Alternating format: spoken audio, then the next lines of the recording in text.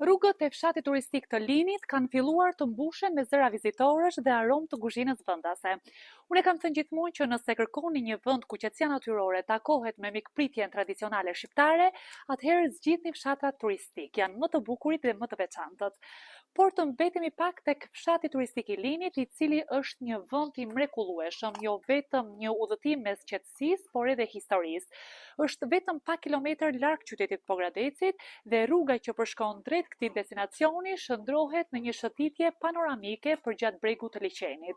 Shtëpitë përgjithsisht me çati të kuqe, rrugisat me kaldrëm dhe lule shumë ngjyrshe që zbukurojnë çdo port, të bëjnë të ndihesh sikur je në një vend magjik. Fshati Linë është një nga 100 fshatra turistik të Shqipërisë. Aty gërshetohen të gjitha për sa i përket llojeve të turizmit, sepse gërshetohet agroturizmi, gërshetohet turizmi kulturor, por edhe turizmi familjar, duke pasur parasysh që nga viti në vit është trefishuar edhe numri bujtinave, nëse marrim rezultatet 5 viteve të fundit, është trefishuar numri bujtinave dhe shtëpive të cilat po zhvillojnë shumë turizmi familjar. Sot për sot, sa bujtina dhe shtëpi pritëse kanë? Në Linë janë 14 njësi akomoduese, ku përfshihen edhe bujtinat, edhe strukturat e tjera hoteliere, të cilat mbulojnë së miri akomodimin në këtë fshat. Duke patur parasysh që fal edhe zbulimeve që u bën vjet për sa i përket vendimbarimit falafit të Linit. Edhe promovimi që ne kemi bërë, numri turistëve gjithmonë në rritje dhe kërkon edhe më tepër njësi akomodimi.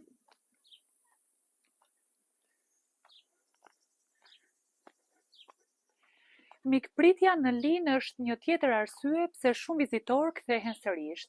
Bujtinat dhe shtëpitë pritëse, të cilat vitet e fundit janë shtuar shumë në numër, janë të thjeshta, të rregullta dhe ofrojnë një akomodim të ngrohtë familjar me ushqim të gatuar me shumë dashuri nga anvisat. Një mëngjes ideal për turistët fillon pikërisht me aromën e gatimeve tradicionale.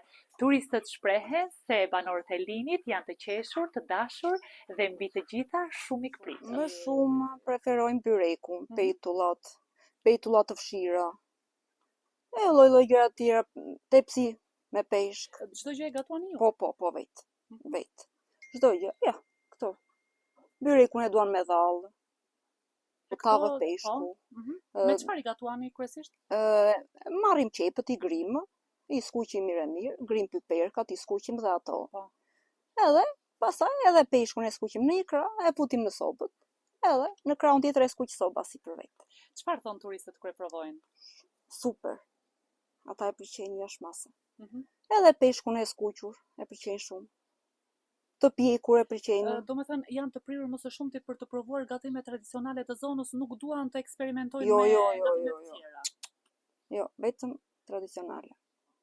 Sidomos të huajt janë shumë të kënaqur, që vinë të gjithë marniten. Mbeten shumë të kënaqur për të ngrënë, e preferojnë peshkun, mishin nuk e kanë qef, një byrek duan, këta sallata, petullat, i kanë qef. Duan gjërat tradicionale të zonës. Po, ata i duan, ata. Të gjitha ata i duan. Ju çfarë i siguroni tjetër turistëve? Përveç ambientet e komoditetit brenda. Po i çojmë në plazh, po të kenë dëshirë. I hipin në varkët, kam një baçë ande që kam vuz liçenit, i le ati, pasaj vete i marë, prap me varkë. Ju këtë vit e keni hapur bujtinën tuaj? Po, këtë vit. Ka një që në mars, po thuese. Keni pritur turistët e Po, kemi pritur. Kanë vetë shumë të kënaqur. Në breg, varkat prej druri presin gjithmonë mysafirë. Shëtitjet me vark janë një nga përvojat më të dashura për turistët, të cilët dalen pranë vendeve që ndodhen gjurmët arkeologjike dhe gjithashtu ndeshen me një natyrë kaq mbreslënse.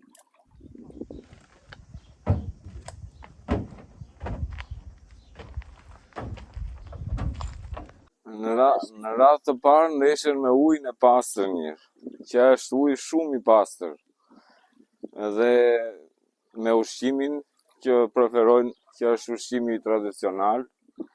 Nuk kërkojnë shumë gjëra, se janë, si i thonë, janë të ngopur me restorante, duan ushqim tradicional, sidomos byrekun, petullat, peshku. Kaq, më shumë nuk kërkojnë. Ka shumë varka në zonë? Po thuese ka shtëpi dhe varka. Të gjithë kanë varka. Njëkohësisht keni varkë edhe për biznesin tuaj, por njëkohësisht jeni edhe peshkatar. Po, jam peshkatar i rregull me licencë me të gjitha.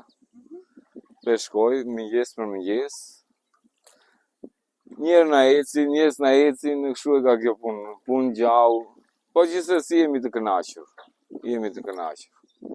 Del mundimi, ushqejmë familjen. Ndërkohë, shëtimet me varka zgjasin shumë ku i çoni? I rrotullitim këtu brenda fshatit dhe i çojmë dhe nga mbrapa fshatit, se është si tip gjiri, këte u pëlqen shumë të dalin te nga mbrapa fshatit, edhe i kthejmë prapë atje ku i morëm.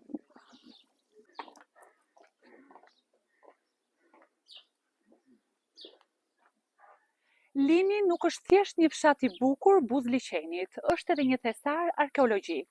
Në pjesën perëndimore të kepit të Linit, mbi një kodër që sodit me krenari liçenin e qetë, ndodhet një nga monumentet më të rëndësishme të trashëgimisë shqiptare, Bazilika Paleokristiane e Linit, një dëshmi e gjallë e jetës shpirtërore dhe kulturore të kësaj zone që në shekujt 5-6. Bazilika Paleokristiane e Linit është një nga atraksionet kryesore të Bashkisë Pogradec, e cila është zbuluar në vitin 1967 dhe ka një vlerë shumë të madhe për sa i përket të vlerës kulturore të saj, pasi aty gjenden në mozaik, të cilat i përkasin shekullit të 5 dhe 6 pas lindjes së Krishtit, janë mozaik të rrallë me figura zoomorfe dhe figura bimore, duke u kthyer kështu në një nga atraksionet kryesore turistike të Bashkisë Pogradec. Duhet kemi parasysh që kjo bazilik është edhe në pjesën e mbrojtur nga UNESCO, është pjesë e trashëgimisë botërore të UNESCO-s dhe çdo vit vizitohet nga turistë të shumë, të cilët kryesisht janë nga Gjermania, Franca, Italia e me radhë.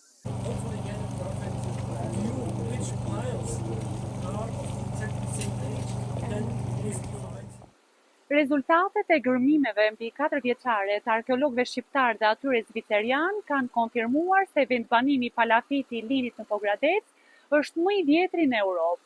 Arkeologë nga Zvicra thonë se kemi të bëjmë me një vendbanim që zhvillonte bujqësi 8 deri në 9000 vjet më parë, që më pas është përhapur në Itali dhe në gjithë Europën.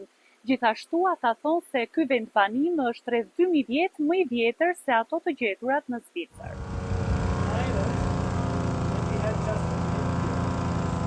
It's my 4th time here working in Lin. I'm very happy to be here. Është hera e 4 për mua në Lin dhe jam shumë i lumtur që jam këtu. Është një vend i bukur, peizazh i bukur dhe fshati i Linit është jashtëzakonisht i ruajtur. Gërmimet kanë mundësuar përsëri rezultate shumë të mira. Mund të konfirmojmë se ky është vendbanimi më i vjetër në Europë me materiale druri dhe organike të konservuara dhe është shumë special sepse gjetjet janë shumë premtuese dhe ne e dim që për 2000 vite njerëzit kanë jetuar këtu, mes vitit 6000-4000 para lindjes së Krishtit dhe parashikoj 10 fshatra ose më shumë. So I'm personally from Denmark. Unë nga Danimarka, jam studente e arkeologjisë dhe kam ardhur këtu 2 javë më parë për këtë projekt. Është hera ime e parë duke bërë një projekt në New York, por projekti në vetvete ka 3-4 vite që është nisur në zona të ndryshme të liçenit të Ohrit, që kështu shumë prej njerëzve këtu kanë shumë eksperiencë, janë zhytur këtu shumë herë.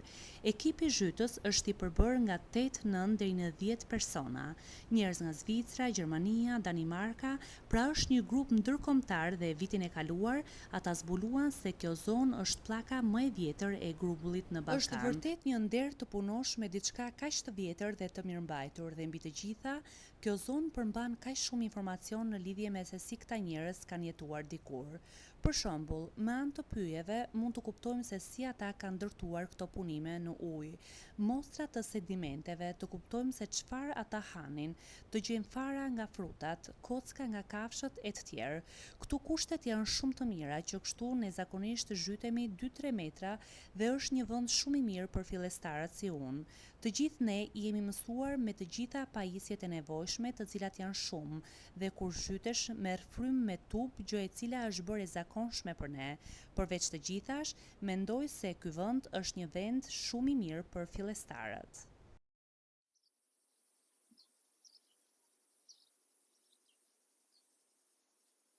Lini nuk të ofron atraksione moderne, nuk ka muzikë të lartë as lokale nate. Ajo që të ofron është paqe, histori, natyrë dhe mikun shqiptar që të hap portën pa të njohur fare. Në një kohë kur turizmi shpesh humbet mes betonit dhe rrjeteve sociale, Lini qëndron ashtu i heshtur si një thesar që nuk vërtet për vëmendje, por që e meriton më shumë se kushdo tjetër.